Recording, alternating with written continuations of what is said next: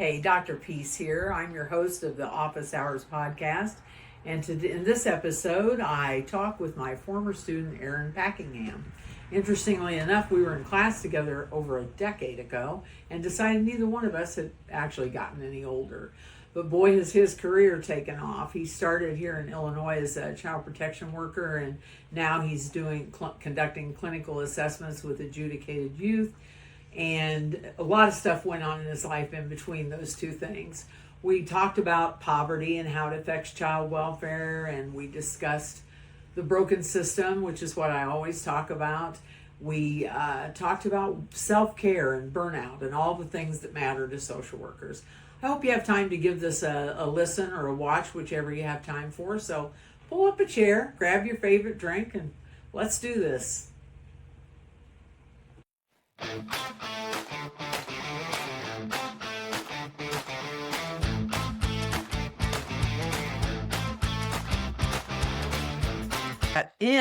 Yeah. Well, wait a minute. Yeah, before we get started, how are you? Hey, I'm doing great. Yeah, I was happy to see you find a way to connect with you again. That was great. I'm so excited. Do you remember what year it was when we had class together? Spring of 2015 is it. That's exactly what I thought. You realize how long ago that's been? Yeah, a decade. Well, I haven't gotten any older. Have you?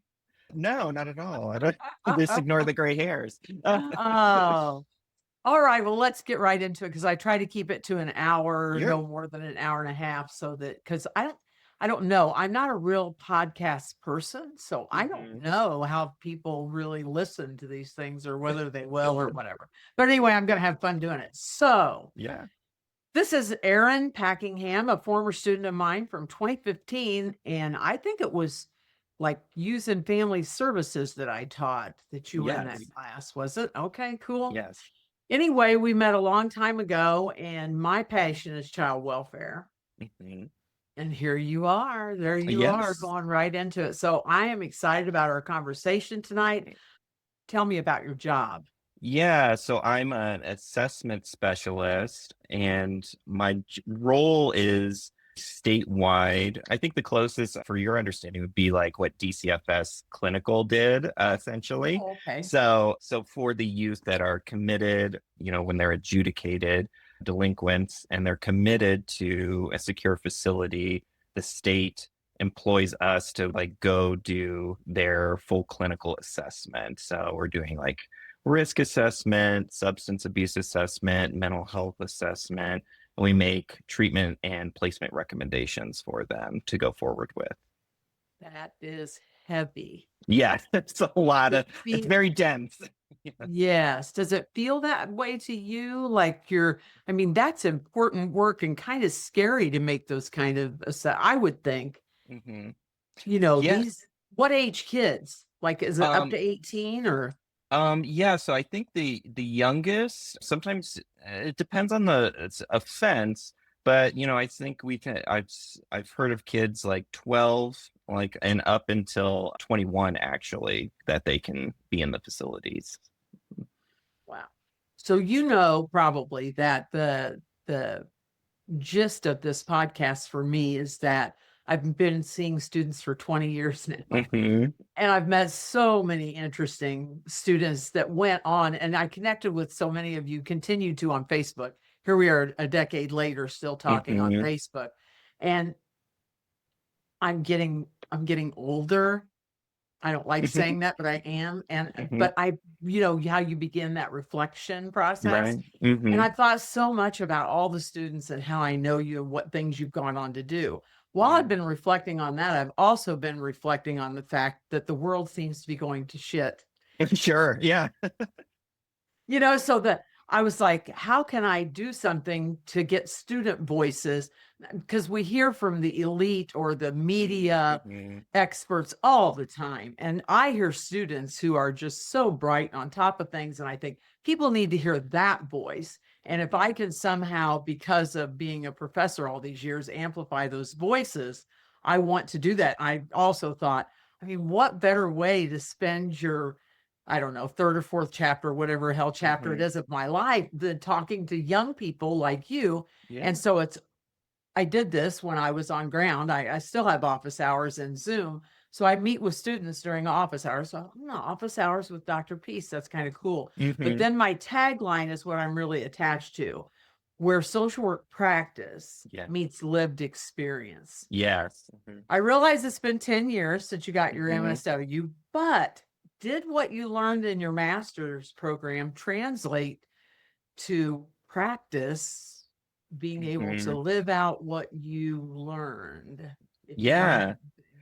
Yeah. Like, what was interesting when I was doing my master's in social work program, I was working for the Illinois Department of Children and Family Services already. And in fact, it was through their upward mobility program that I was able to actually go to grad school and do all of that, which was a great program. I'm not sure if it's still there today, but I think it made higher education much more accessible to the people who are actually doing the work and serving the populace.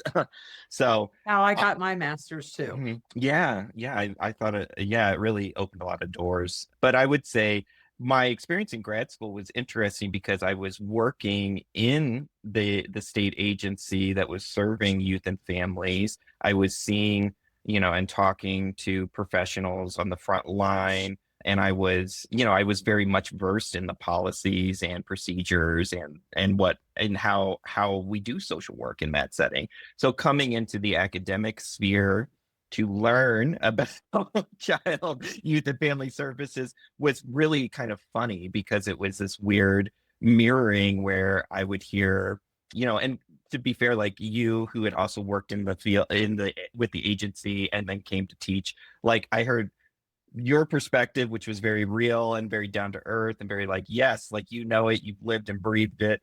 And then talking and then listening to people who are just like in the academics of it, of social work, and maybe have not done it. They're very brilliant and did amazing research that informed a lot of policy, but the discussions were always interesting of like how there was this disconnect maybe between what you're reading statistics and numbers in your studies versus like what actually is happening in the home with that client in the moment and how you're trying to like navigate intervention, because you can't boil down social work intervention into just like a couple bullet points. Like I think we have to document, we have to research it in certain ways that say that, but when you're out in the field and you're actually doing the work, there's so much, like you have to just be ready to go, like on your feet, like knowing how to work and motivate and connect things. And it just goes very unnoticed, I think, to the general public because of that. And you're being so polite. Yep. I seriously considered naming this podcast Dr. Peace Calls Bullshit. Because there are so many things that I see, and of course academia has been kind to me in the fact that it's allowed me to connect with people like you. But on the other hand, I'm under no illusion that what we learn in a master's program, I'm very what would be critical of the system that we're in and how well it's preparing for people for that, just what you're describing, especially child welfare. My God, in DCFS, a child protection investigator is what I did. And like this, things are happening and you're making decisions and calling because you have to cross all the T's and dot all the I's. Yeah. That's not what I don't think, can you teach that in school, Aaron? I'm not sure you can. Yeah, I think it's even hard to train. Like I trained other child protection investigators because I did that job as well for a few years. And, it's hard. You either got it or you don't. I think if we're talking child protection, like you either got it or you don't. Like I can't teach you to be a good child protection investigator if you have the brain and the stomach for it or you just don't. And you can't study it. You just can't like in that way. So true. One of the tricks of the trade that I did, well, I got to tell you one story first, that when I first went out on my very first investigation, they sent me to a house and it was a dirty house, and 82 is what it was. Environmental neglect. And I went out and I walked up to the door to introduce myself with my little badge. And the lady met me on the porch and said, "Get the fuck off my property right now. I know you are." And I was like, I mean, I was like 52, but I Yeah. was still like, yikes. And I went to my car and I drove back to the office and I told my supervisor, I said, Hmm. she told me to I can't go back there. He goes, get in your car, drive Uh-huh. back there and do it again. So I mean, I didn't even get my door open. She said, Hmm. you step out of that car and I swear to God, I'll beat your ass. And I just was like, and I went back to the office, and the next day I went out with a seasoned child welfare professional to help Uh-huh. me. So I went from that to my trick of the trade was that every time before I walked up a door to say, hey, I'm Linda Kingery with DCFS, blah, blah, blah, I always thought this could be me. I Hmm. had 4 kids. I Yeah. struggled with a substance use disorder for many years, and this could be me. In this Totally. house, somebody's coming to tell me that there's been a report that I'm not parenting well. It always helped me. But Hmm. again, it's because I had that lived experience of Right. not living a perfect life and Yeah. knowing that, I had done some shit that wouldn't be acceptable according to DCFS Yeah. standards. So I'm like you. I don't know if you can teach that skill. Yeah, I think to your point, which I think is really valid and something that I think what made me successful in the role too was that empathy piece and leaving judgment because I mean, to be fair, we as child protection investigators, we see the worst shit of humanity, I think, and you're literally stepping into their shit and Yes. and in their most vulnerable places of life, and we see all of we're asked to see all of it, we're asked to look and observe it and assess it and to intervene with it, so you can't ignore it. Yeah, you just can't, like in this role, like other professionals I feel like could just look the other way, but like when it comes to child protection, like you have to look at everything and you have to be engaged with all of the mess that's there. And I think for me, I was like, you walk in, you're a guest in their home, is how I always looked at it, Absolutely. right? I'm a guest in your home. And also I got to get what I need to do a good job. I need to make you my ally. Like you have to be willing to talk to me and work with me and disclose to me. It's the only way that this is going to work. And I'm not going to get any of that if I come up to your door with showing a badge or being really like authoritarian. And I went out with some workers that were like that, and I was like, oh my gosh, you're gonna get shot one day, like the way that you talk to these people, like you just can't do that. And I would say too on that, like one of my biggest stinks when I was working was with there was because Illinois, it's been in the news, of course. Like we've had several workers that have been murdered, by clients, Mm. in the field. That's a very serious safety concern. And the department's response to that, I remember at the time, was like, well, now just like have a police officer go out with you for every report. And I was like, I'm never taking a cop with me because as soon as I show up with a cop at the door with me, I lose all of that rapport building. They're instantly defensive and afraid of me. Versus if I'm just coming up with a clipboard and, I'm a small guy, like I'm just like, hey, can I come and chat with you for a bit? And that's how you do the work. That's how you do social work with those people. Yes. Police when I took custody, though. Did you? Yes, yes. Yes. I usually called them.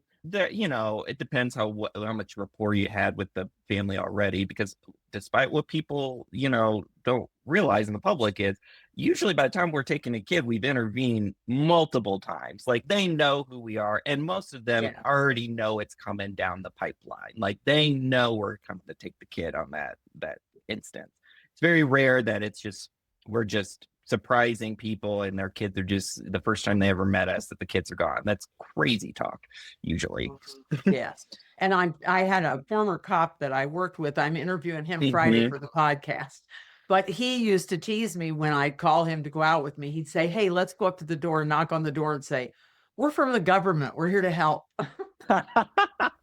Oh my gosh, yeah. And So you moved from child protection into what was your next step?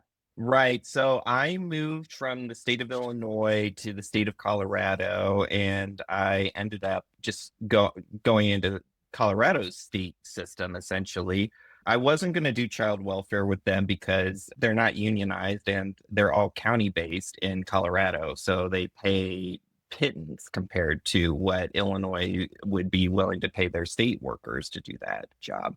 So that was never viable. So I ended up applying for the state, and the state roles they had were they had the state mental health hospital in Denver called Fort Logan, and I applied as a social worker there. So I did that for about like 6 months or so, but that was working with, chronically the most severely mentally ill individuals, the people who can't be anywhere else, and the state ends up taking them basically to try to do treatment. So a lot of like schizophrenia, intense trauma or intense like personality disorders, like very high risk behaviors.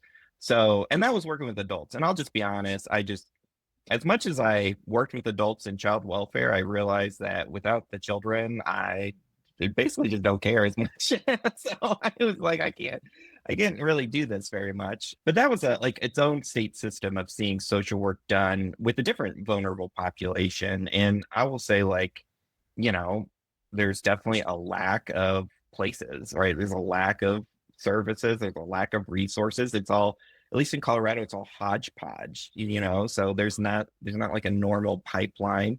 And I will say that I do know people in that field that are working on that. Like so I know people are trying to make that better, but the reality is that's a lot of our social welfare systems. They're very hodgepodgey, just trying to like find anything that will work.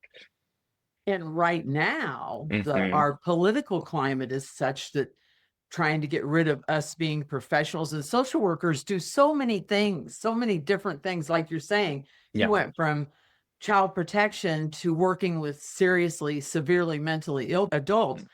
That's a tough transition, but social Yeah. workers are expected to be able to do that. Yes. I mean, I've Yes. worked in several different, I've done substance use counseling, I've done child Hmm. welfare, I've done school stuff. That's what I loved about social work. Yeah. Yeah. You could do anything. So how'd you This end is, up in the position you're in now? I think it just sounds yeah. so hard, but so interesting. Yeah, well, I got very disillusioned at working for Fort Logan. One, it was just wasn't my jam, and it just wasn't my personal like client population. I met other social workers that were super passionate about that population, and they are still doing great work with them.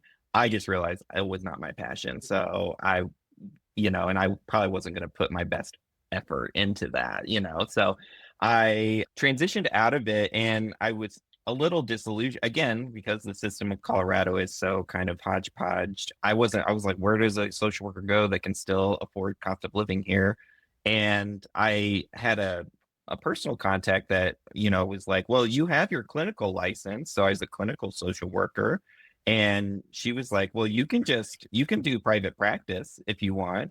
And she offered to kind of like allow me to like kind of join her private practice group and just start. She's like, whatever you want to do, whoever you want to see, basically, and go that route. And so I started doing, therapy for, children, adolescents. I did family therapy, and I also worked with adults too. It's just kind of like whoever the referral base was. But that was a very different population, people that probably never touched child protection in their lifetimes or never really were very involved with the criminal justice system. And when I did get a client like that, that was super fun.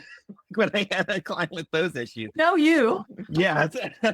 But a lot of them were, kind of maybe, not that they didn't have their own struggles, but I would say probably the more like worried well, like, like they are generally have the ability to meet their own means. They're not using social welfare systems, and they have like insurance or could pay privately to receive mental health care and services. And generally the topics were a little bit more in that realm. When you're talking to people, you're not trying to solve like, oh, how are you going to eat today? It's let's talk about your relationship with your family, or let's talk about like how you're feeling about your job, and topics like that, which is like important work, but it was certainly a very different flavor of like I was like, yeah, I'm like, yeah, or like you got problems, yeah, of course, but they're a different flavor, and like they definitely don't require the same level of intervention as what I was used to like working with. So I would say for me, my journey was, I was like, this is great, but doing this full time only, again, another population that I wasn't super passionate about. Like I was learning a lot. Like, wow, this population isn't for me either. Like, not getting my fill. And it was happenstance that an opening came up for this team for the Division of Youth Services to do assessments. And I would say it was perfect timing in my lifetime because I had been building all of these skills working in child welfare, mental health, private practice. And I was like, wow, I finally have all the skills that require to do these large, in-depth, like assessments that the state's asking for. So I applied and I was lucky to get the position. And now that's what I'm doing currently. And I mean, I love it. I think it's a great way to like combine all of these, like looking at all these different angles and people saying like, we want you to tell us, like, as we want you, social worker, to tell us what's wrong and what needs to be done. And I was like, wonderful. I can't wait to tell you. Yes, exactly. I just think it's so exciting because when you talk about that, I think of all the different, because I have some years on you, I've Mhm. done a lot of different things. What a privilege that is. What a Yeah. career to be, in spite of the flaws of social work, because we do get a bad rap Hmm. sometimes, like, the old church lady days Hmm. and being kind of controlling of other people's lives. Some of that stuff is said about us. But the truth is, most of the students that I have encountered, like yourself, are just really passionate about helping, and Yeah. especially helping people that just need a leg up. Yeah. I always say, you were just saying, when I had a private practice, I had the same thing where clients came, they had good insurance, those kind of things. It wasn't my thing either. I don't know. Where are we? What's wrong with us? Are we adrenaline junkies there? Yes, we Child are. protection workers are a special breed, Yes. and Hmm. so I just think that the students that I come in contact with, we just want to do what we can Hmm. to help. And it seems like to me, and I'm so interested in your take on this, that poverty's the fucker that hurts us all. Oh yeah. You were just saying, you can work with people if they're not worried about where their next meal is coming from or if they have a house to stay in Yeah. tonight. But when people are living in poverty, Hmm. what do we do? And I think I'm getting off of what you do as a Yeah. job. That's Are yeah. the kids you work with victims of poverty or mostly not? Oh, yeah. Well, there's all kinds. These are kids that, like I said, have been adjudicated and like through going through the juvenile justice system here, they're to a point where they can no longer remain in the community, right? Like, so probation has failed, every community service has failed, they're no longer safe. So these are kids that, and I'll tell you, at least statistic wise, we keep track of the information we're gathering. And it's like 90% plus come in have trauma. Like they have like there's no doubt about it. Like there's yet to be a kid I've assessed that has not had some form of trauma that qualifies under the PTSD diagnosis. Like all of them have it. So that's just kind of the more trauma that they endorse, the more severity of risk that comes with, their assessment, like the more high risk they are to be involved in the criminal justice system. It just trends that way. So how do we help that at the front end Yes. instead of waiting until they've already suffered all this trauma and then we're Yes. trying to fix that, for lack of a better word? How do we help at the front end? You got any ideas? Yeah, well, I think it goes back to one, I do think I will say here, and this is just my opinion, and I've certainly voiced this to my team of, I'm quite critical of the Colorado child welfare system. I saw Illinois, and you know what? Illinois, we got a lot of stink. We're in the news a lot of people complaining about us, but I will tell you that machine worked. At least it was functional and it like was standardized, and I felt like I had some ability to intervene, at least in that system. And when I came to Colorado, and part of my job is I do review all their child welfare, history and reports. And so I'm reading these reports, and as a former investigator, I was like, "What do you mean you didn't drug test the parents? What do you mean you didn't interview the kids alone? What do you mean? What do you mean you didn't even see the kid? Like you just closed it. What do you mean you didn't come out till 3 weeks after the call was made? And of course, nothing's going on now. What do you mean you screen that out? Like that's those are some pretty serious allegations, but I don't know what their metrics or judgment calls were, but it was just this kind of like I saw all these missed like dropped balls happening in each of these reports for these kids. Like I go, oh, like parents doing drugs at birth, drop the ball, like we didn't follow up for 6 more years. And now like, oh, now the kid's not going to school. Now, okay, well, we dropped that ball again. And then we just keeps building and building until eventually the kid's a teenager and begins acting out. And guess who intervenes? Law enforcement and the criminal justice system, because there are other victims that have emerged from these children's behaviors. So now they will be held accountable, and now we will court order these interventions, but it will be the responsibility of this child to follow them, or else they get the hammer essentially. You've just got my head spinning. So is the child welfare system, as you know it, let's use Illinois for an example, is that the early intervention system that we need? Or that just seems so Sure. invasive to me. It is. To be a good early intervention. Yeah, no, you're absolutely right. And I will, when child welfare drops the ball, it's really bad, right? Like once that happens, it's like there aren't any other safety nets generally, except criminal justice becomes the next safety net, unfortunately. And I will say, and child protection, we're a reactionary service, right? So child protection is not preventative, it's reactionary. The house is already on fire. That's when you're calling us to come intervene, not because these people reached out for help or that they, it's like we're already saying there's an allegation that meets state statute that you've abused or neglected your child. That's why I'm legally allowed to step into your house today. And so it's already past the point where we could have done early intervention. And I think programs that I definitely loved and saw were helpful were, early intervention services like Head Start, getting poor families getting their kids into early daycare, early education, and then connecting, Head Start being in the community, Head Start being literally in the public housing neighborhood and being like, hey, we know who you are. We got all your income. So we're coming and knocking on your door and telling you you're eligible to come to and get services today and come to that poor thing. Yes, exactly. So that's operating on the assumption, and maybe you disagree with me, maybe not, but that's operating on the assumption that the poor people are the ones fucking up. There are rich people that don't know that aren't doing parenting that well either. Oh yeah. Right?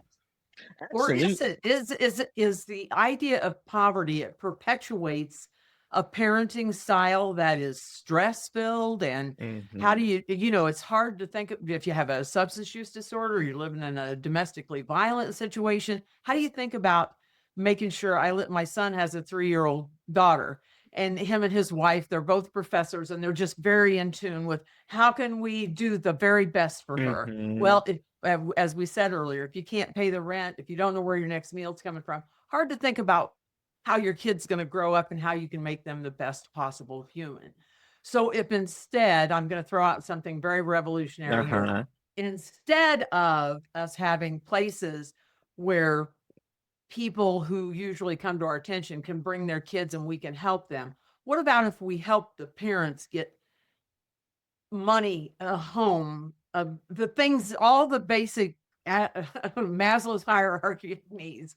If we just gave that shit to them, if they just had a house and they had some food and they had a job, then maybe we wouldn't have to put their kids in Head Start and help them learn how to raise them.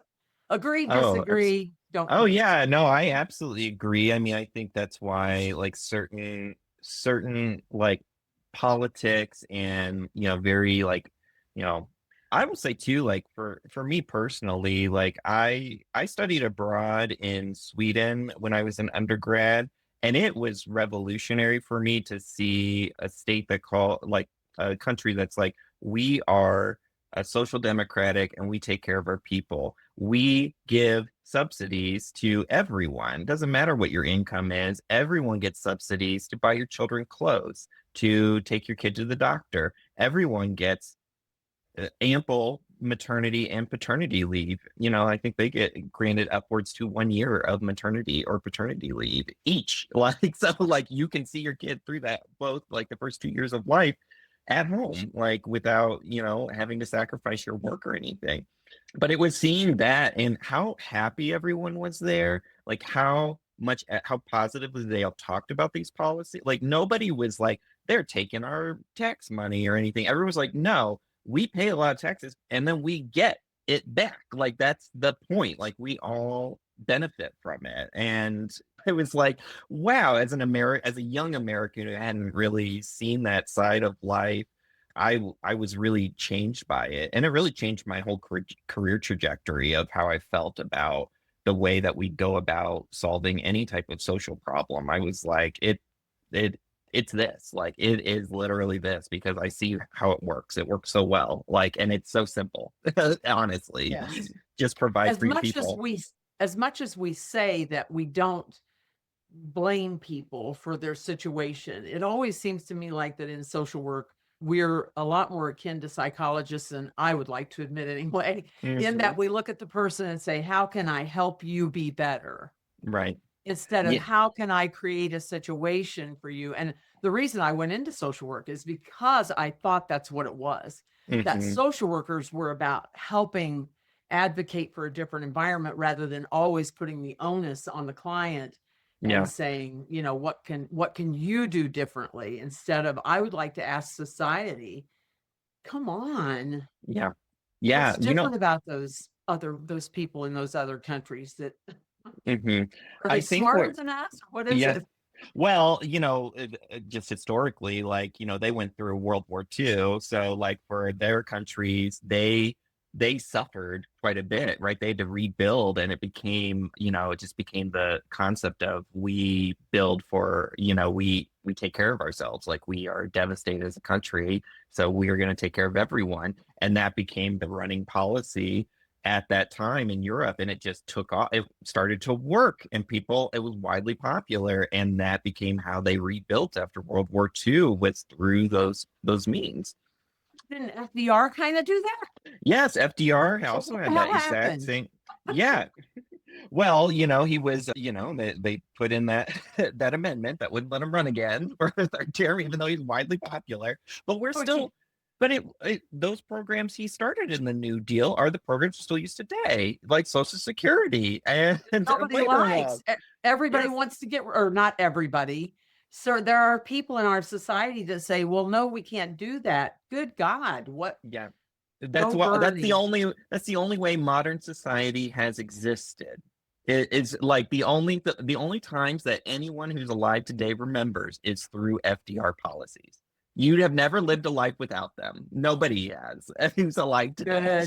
Good point. Great point. So we don't know what it would be like as a society, No, and I mean you. but we're about to find out, I'm afraid. Yes, yes. And I think it definitely goes into that realm of, when you start. And I think the burden for social workers today is the sense of once you remove those social safety nets and institutions and programs, we as the social workers, I feel, become the bearers of it, right? We bear all of the social ills. That's our mantle that we take upon ourselves, is to go out into the world and meet those clients where they're at and say, I see you, and let's try to scrounge this together and try to get you somewhere with it.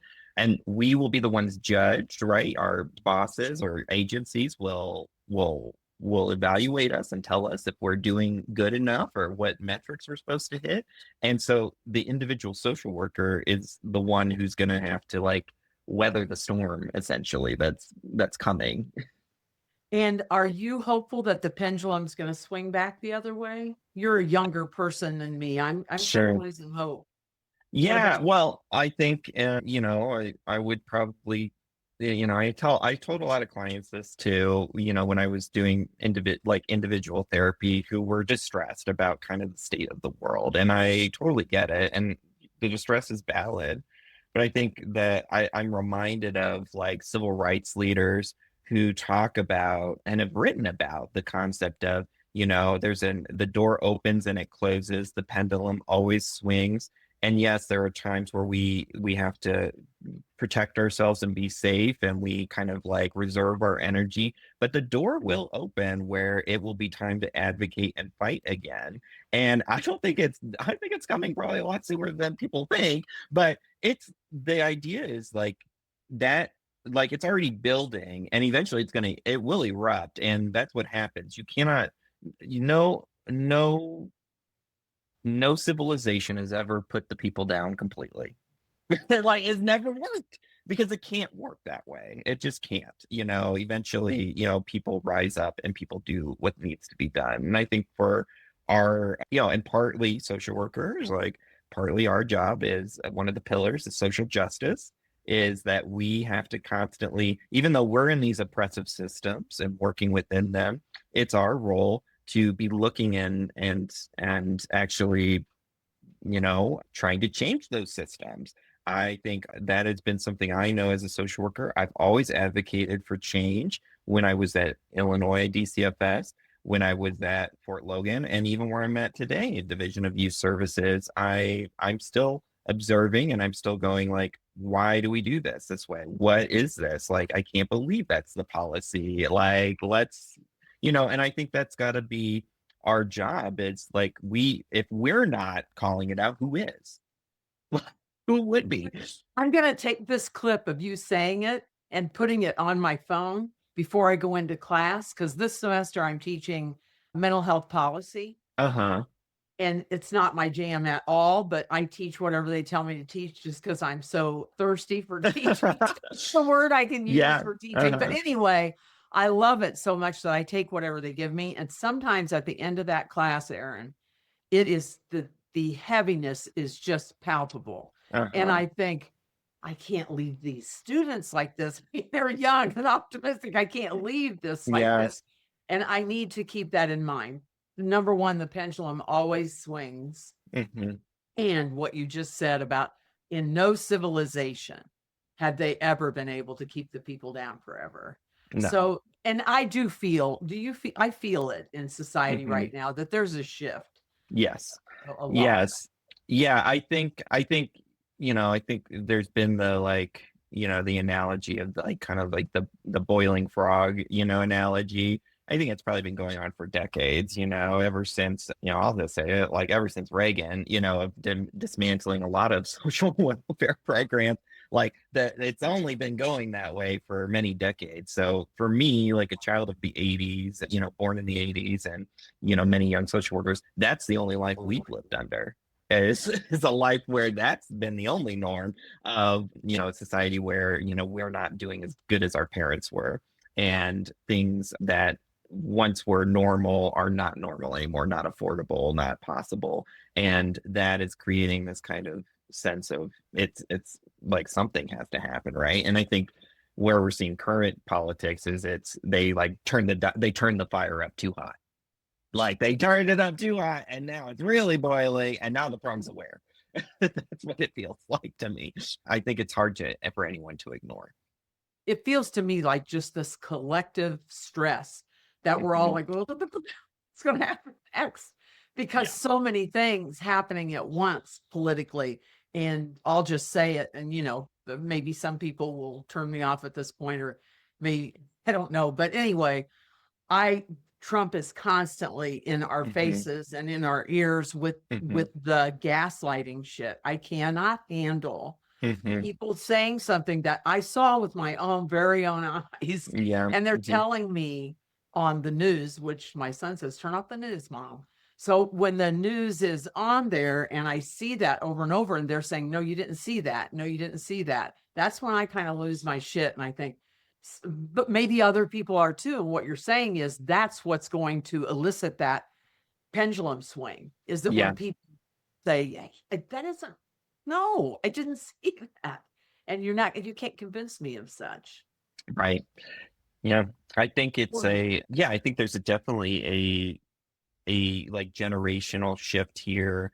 I think, I think to my niece and nephew, my nephew is 8 going on 9, but they were born during Trump's presidency.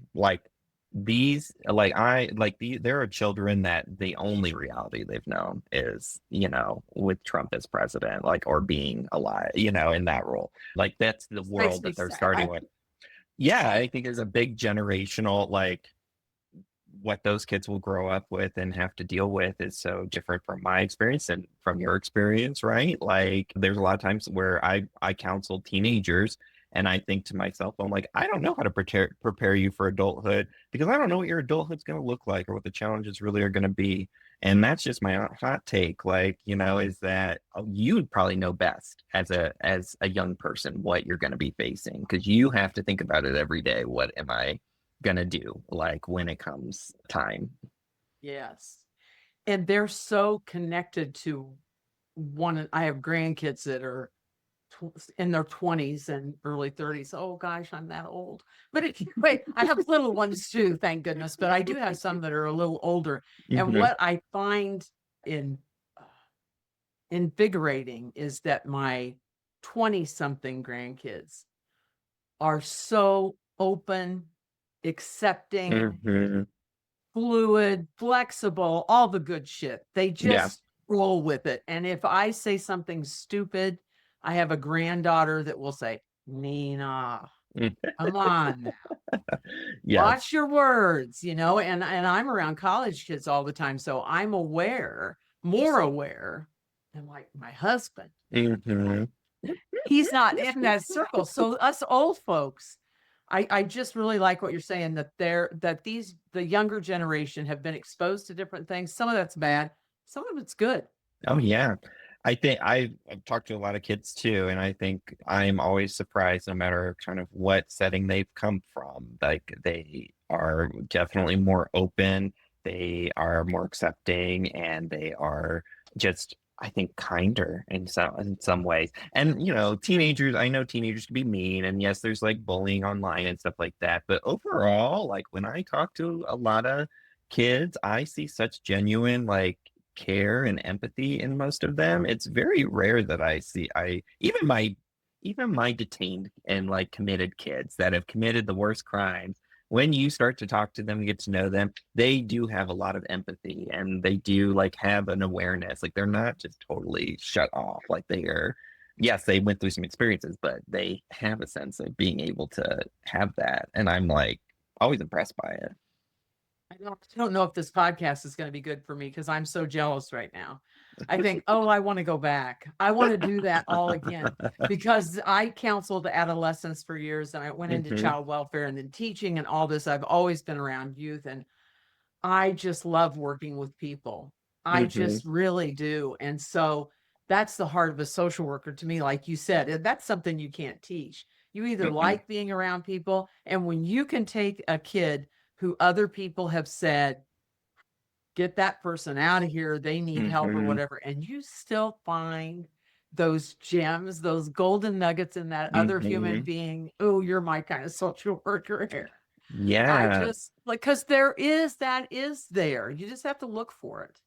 Well, yeah. I mean, everybody knows, you can tell everybody what their problems are, but that's never going to motivate them to fix them. It's the strengths, right? And this is a very social work perspective. It's strength-based approach. It's looking at what are your positive qualities? What can we leverage to enhance your worth, your own version of yourself? Because when you feel worthy in yourself, you're likely to put forth the effort to, begin to do the hard work, which could be, yeah, mental health. It could be kicking out or dealing with that legal issue, or it could be a lot of hardship, right? Like, change isn't easy for anyone. And why we think change would be easy for the most vulnerable, the most disenfranchised, and most like, or starving homeless people, why we would think change would be hard for them when, tell yourself like, how easy is it for you to like change a habit? How well did you do it doing it when you had all those needs met? I teach a substance use class, and we could do a behavior change experiment every semester with them. And I always try to do it too, to show how hard it is to change a behavior, a simple one, biting Yes. your nails, not drinking, capping, whatever. And it's always very impactful on students. They're always at the end of it like, man, we do it just for 4 weeks. And in 4 weeks, Mm-hmm. they're like, oh, dear God. I also wanted to say, when you were talking about that, finding the silver lining in Yeah. situations. There was this one family that I investigated several times for a dirty house, Mm-hmm. and I would always go to the school to see the kids. And this one little girl, about 11, was just, her clothes weren't the greatest, hair wasn't always clean. She looked like she came from a place that wasn't particularly clean. Single dad home. And I had been out there several times. And finally, one day I went to see her, and she called me DCFS. That was my name to her. She knew me. Yeah. She knew me so well. She said, DCFS, I wish you'd quit coming here. We're dirty. Mm-hmm. And I don't mind it. I'm okay with it. Mm-hmm. And it was just so profound to me. She went on to say other things, and I thought, it stuck with me. It still sticks with me. That's been at Yeah. least 20 years ago. And I think, we can learn so much from people that we think are Mm-hmm. the needy. Yes. Yes. It's really needy in this situation. Yeah.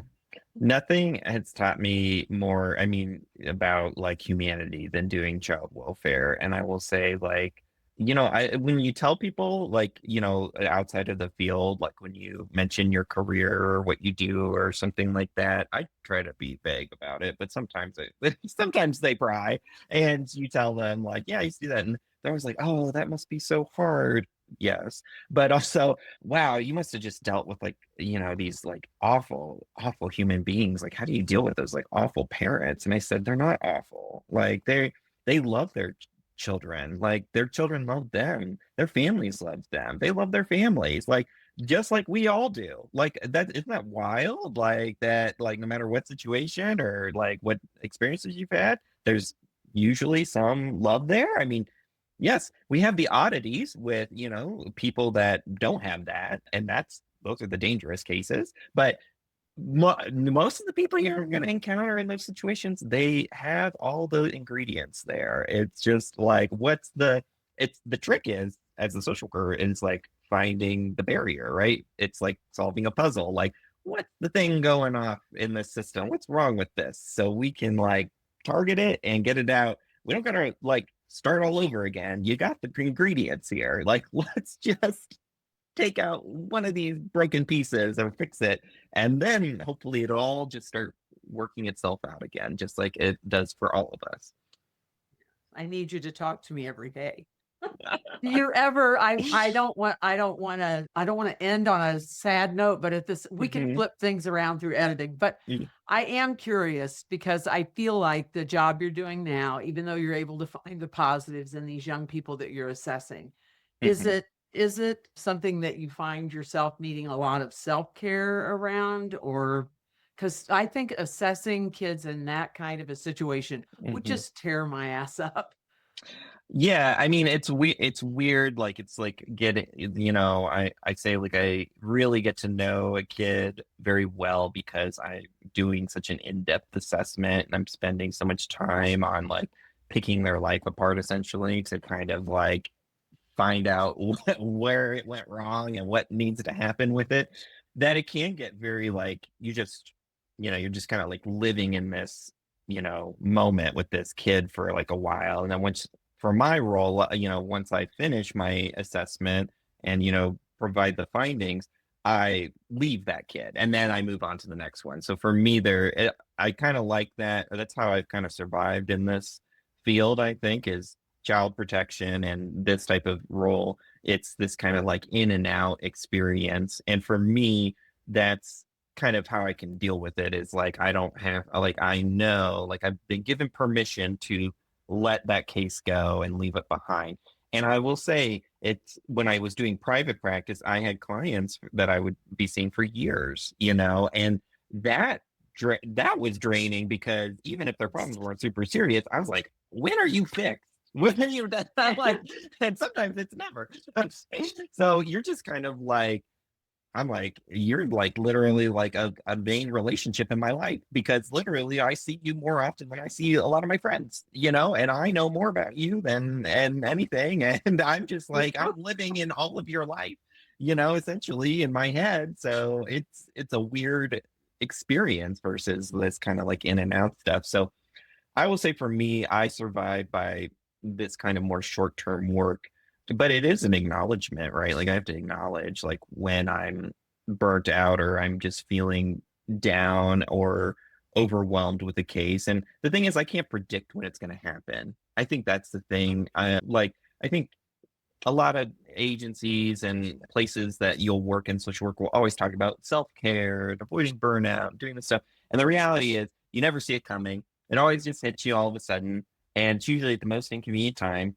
And the reality is you still have a job to do. So even when you're burnt out, you're still like, you still have people you got to care for. You still got cases. You still got to like do the stuff. So you can't just like drop it and just forget it. Like you have to make arrangements for that. And I think for me, I realize like I do better when I take care of my personal life first.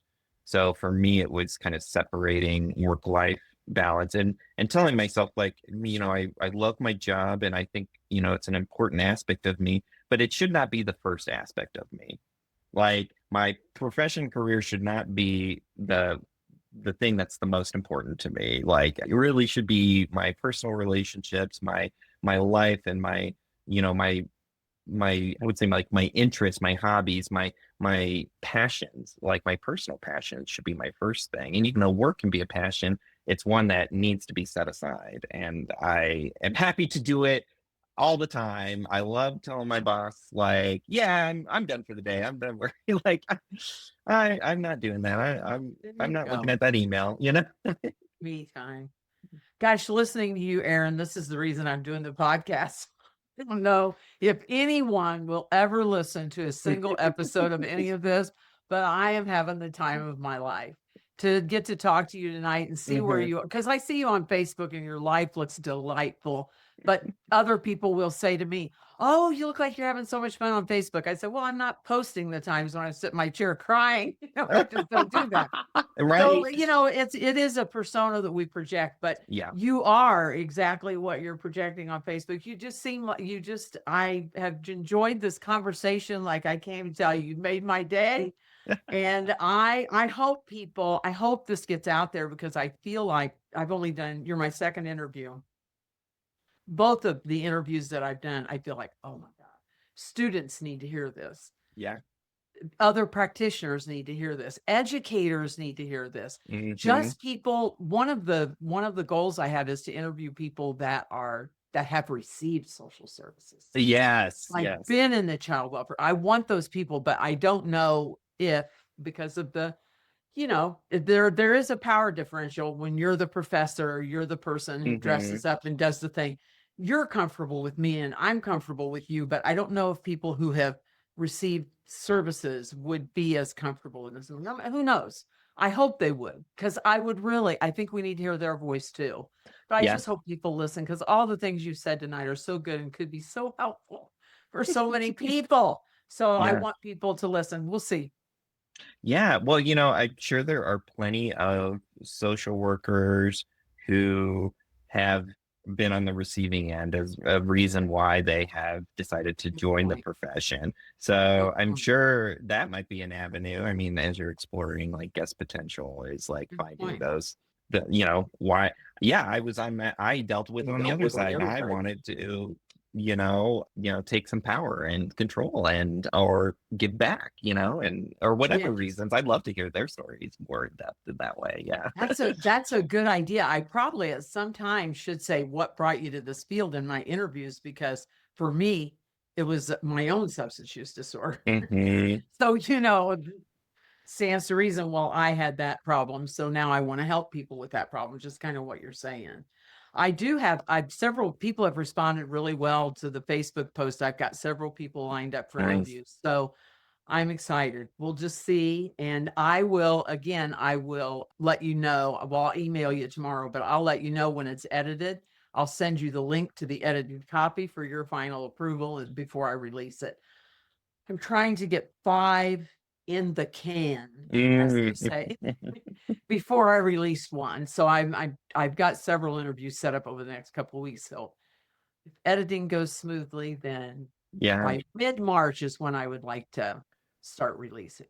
Yeah, I love this. I think I like I'm always looking for podcasts, and I feel like I always like they're always like mental health and life coachy and very, more well-to-do. Again, that demographic. And that's probably who they're like advertising to, right? Is that demographic. But I always like, meh, I lose interest pretty quickly. But this is really cool. I think, especially like I've always said this, I've always talked to other social workers. I'm like, wouldn't it be weird? Like, you see all those like cop and drama shows. I'm like, why don't they ever do a show about social workers? Like, why is there never like a show about child protection? I'm like, oh, because they could never air it.